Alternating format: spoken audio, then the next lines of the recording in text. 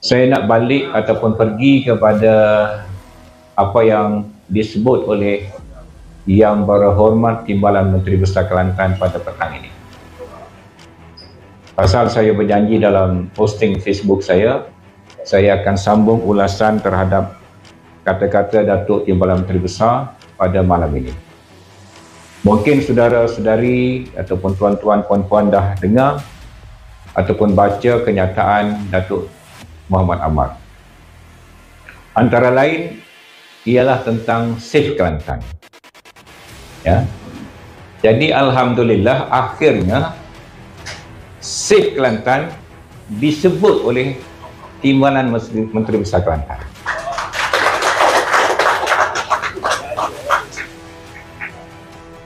Apa makna?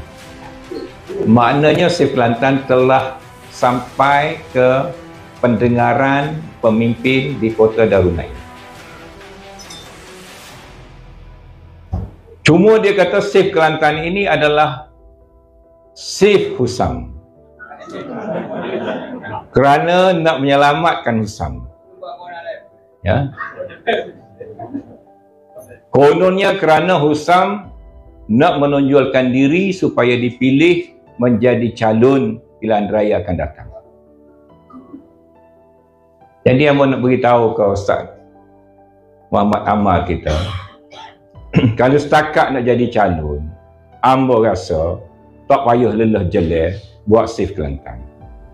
Ambo masih ketua amanah Kota Baru. Ya. Tak ada lah kata amanah mengisytiharkan ambo tidak boleh jadi calon. Dan ambo masih bendahari Pakatan Harapan Malaysia. Bila nak bayar gaji petugas di pejabat Pakatan Harapan, cek-cek tu ambo masih tanda tangan. Siapa lagi ni?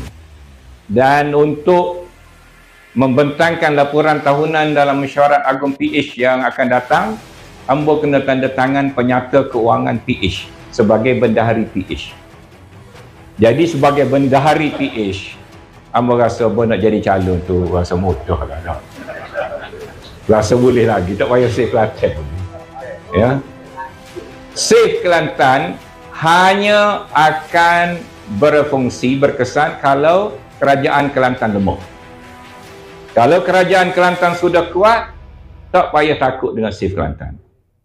Kuatnya kerajaan Kelantan, lemahlah Save Kelantan. Lemah kerajaan Kelantan, automatik Save Kelantan akan jadi kuat. Bagaimana? Kerana dalam sistem demokrasi, kuasa duduk di tangan rakyat. Bila rakyat tak puas hati dengan mutu perkhidmatan, pentadbiran dan pengurusan kerajaan negeri, maka rakyat boleh menukar kerajaan yang ada kepada parti-parti yang lain. Jadi saya nak beritahu Datuk Muhammad Amar, ya, iaitu yang menjadi trend umum rakyat Kelantan. Saya pergi ke mana-mana, adik kakak pun pergi ke mana-mana, orang tua baik, orang muda baik, laki-laki perempuan baik, dalam pasar, di market, di airport, trend utama ialah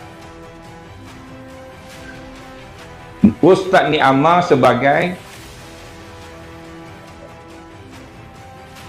pelawak ataupun kaki jenaka yang sumbang. Mana-mana pun orang sebut masalah terjun dalam sungai belakang Tesco. Ya. Ini tagline yang paling famous sekali. Ya. Dia lah jauh lebih famous daripada menteri besar ke menteri-menteri esko-esko yang lain. Tetapi tagline ini menunjukkan bahawa Datuk Ni Amar ini hanya sebagai apa nama ni dalam TV tu dia panggil apa besar apa dia panggil belakang cita-cita nakal ni apa dah? Maharaja Lawak. Maharaja Lawak. Datuk Ni Amar lebih dikenali sebagai Raja Lawak. Saya rasa rakyat Kelantan berhak mendapat timbalan menteri besar yang lebih Boleh panggil beg apa dia? Beg bawah tu orang bandar lebih. Beg apa dia? Tak jumpa ayak. Lebih semak lah, lebih semak. Lebih kemas lah. Rasanya nyanyi ke kita boleh timbalan Menteri Besar Sekolah Datuk Nyama. Betul ke tidak? Malu kau dia. Pasal ada masalah dia cuba buat jenaka, tapi jenaka dia tu hari tu orang komplain masalah beli kereta. Dia kata rakyat bodoh pakai kat belakang, rakyat bengong, rakyat gotu, rakyat gani. Baik, habislah cerita tu. Waktu tu orang panggil mukadimah sebagai orang panggil asam garam. Masalah yang besar ialah masalah balok kena curi. Malam ni yang nak jawab, hak hamba tak rajin tulis lagi. Dan insya-Allah esok hamba akan tulis. Minta Datuk Ni Amar jawab hak hamba kata ni. Ya. Balok kena curi ni telah diakui oleh Datuk Ni Amar ikut harian Metro, ujung bawah tu ada sikit mengakui berlakunya kecurian balok di hutan simpanan Giri. Cuma dia kata kalau budak curi tu kena salah kayuh. Sedap. Tapi yang nak tanya lah ni ayah, ni Nemo sebagai ayah, berapa dia Nemo telah buat bila dapat laporan budak curi? Report polis ke? Siasat ke? Berapa dia buat? Dan yang lebih besar lagi, adik kakak tahu, Daulah Najah, dia kata dapat kelulusan balok kerana nak bayar hutang lebuh raya yang Husam buat. Berapa ria dia mau bayar? Kau orang nak tahu lah ni, sebagai rakyat Kelantan, berapa kerajaan Kelantan bayar kepada pembinaan lebuh raya, padahal pembinaan lebuh raya ni sudah diberi kepada kerajaan pusat. Berapa yang dia mau kena bayar lagi? Ya? Berapa ria bayar? Baik.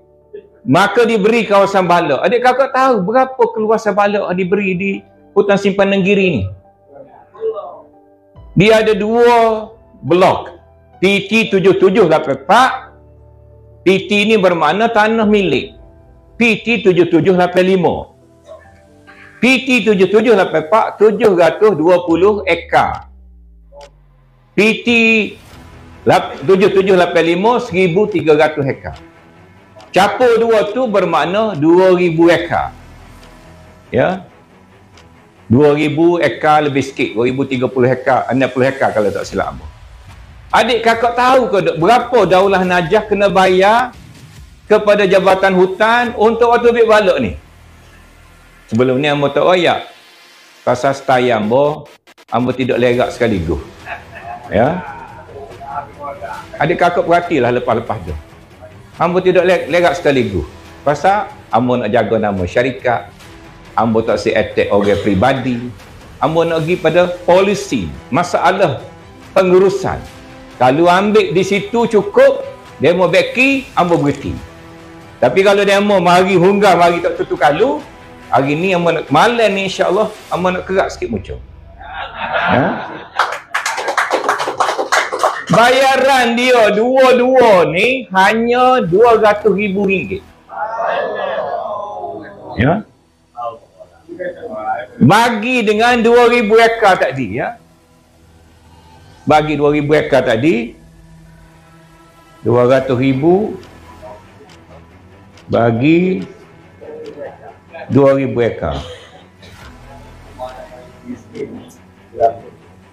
97 riyal seekar. Tak dapat 100 seekar. Gapa dia ni? Lepas tu rakyat dalam tu kita membalok kerana nak meningkatkan hasil kerajaan negeri. Mana-mana negeri pun kena tebal balok untuk dapat hasil. Hasil kau apa lagi ni? Minta maaf lah. Kena biarkan buat sekali-sekala. Dah, bagus dia mau jijok. Gapa dia ni? 97 riyal seekar hasil apa? 200,000 riyal daripada 2000 ekar. Balok merbau, mubah. Mubah ni adik kakak tak tahu lagi, hok mana tak tahu, 4,000 riyal stan. Hok belum belah. 4,000 riyal stan, bayar 97 riyal setan. Ni abad ke berapa ni? Di SUK tak ada kalkulator ke? Kalau tak tinggi ngira pakai cap puang pun cari kalkulator lah. Tak malu kau sebelah orang esko menteri besar, timbalan menteri besar, pengarah jabatan hotel, go to goni. Orang lain tahu tak saya sebut lah. Esko ni tak malu kan? Kalau ayat Kelantan tahu ni tak malu ke? Bapa dia beri harga rendah ni? Nak masuk tajuk yang kedua. Yang tak pernah hamba sebut.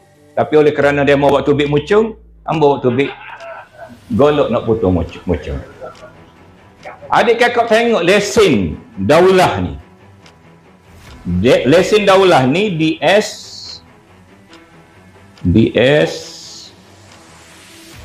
tak maaf lah, kita kena baca kan ni.